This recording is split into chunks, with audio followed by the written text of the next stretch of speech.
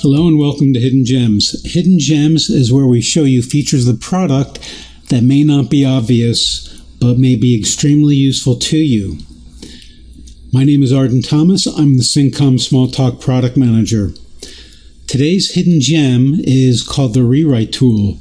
And this is a true hidden gem in that it's extremely useful and it's hiding in plain sight.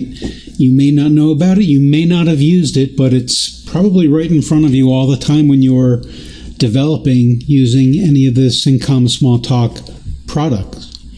What it allows you to do is find a pattern of code and replace it with something else. So it's sophisticated in that it understands Smalltalk syntax and structure. It can be tricky to use, but we're going to coach you through this. So some basic use is very simple and straightforward. And again, I think you'll find this very useful. I also want to give a shout out to Neil Ross. Neil is a Syncom Smalltalk engineer who brought this to my attention as a possible hidden gem, and I think it is an excellent hidden gem. So thank you very much, Neil. So let's get started. Here are the basic steps to using the Rewrite tool. Select your universe, search for the pattern, enter the replacement pattern, review the changes, lets you change one, lets you change all, and finally execute the desired changes. So it takes you through it step by step. So step one, select the universe. If, say, you wanted everything in the system, you could come in here, do a Control A to select all your bundles and packages, and that would be your universe.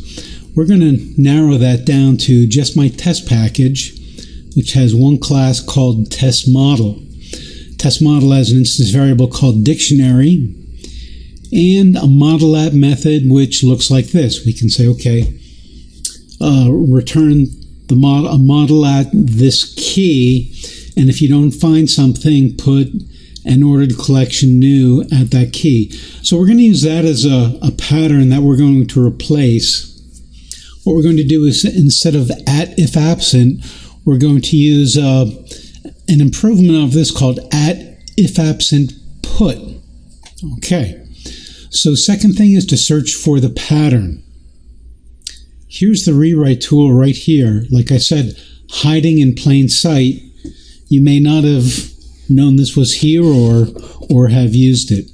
What's tricky about this is some of the pattern marks here. Now here's one thing right here. This mark is called a back prime. It's on my keyboard just under the escape above the tab, and it is not a quote. It is not a single quote. And a lot of times you look at that, type in a single quote and say, why isn't this working? It's a different character. It's below the tilde. It's the lowercase of the tilde, which would be shift to get the tilde, back prime. So you would type the back prime.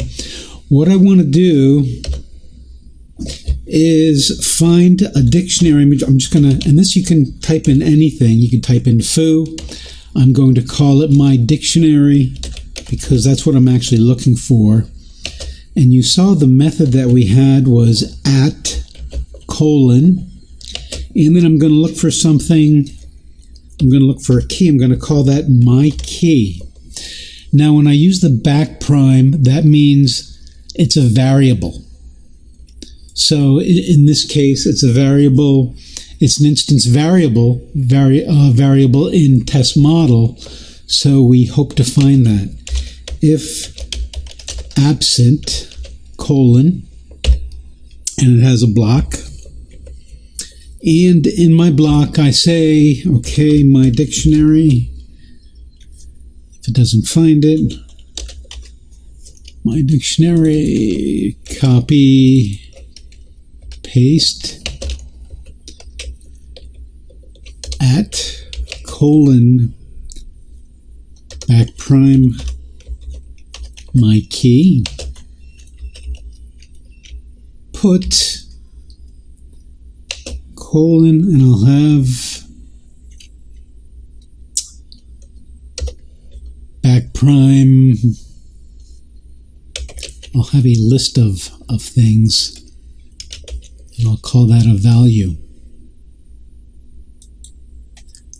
So that's my pattern. Let's search. Press the search button, and sure enough, I came up with my model.at method.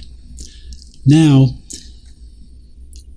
one thing you can do is, if you wanted to find recursive instances of this pattern, backprime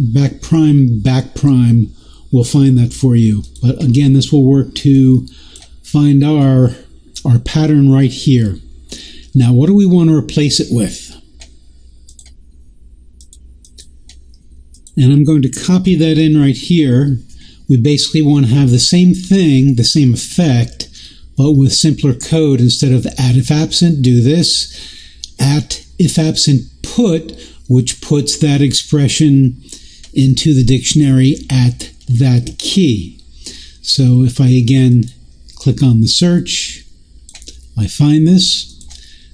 Click on the replace.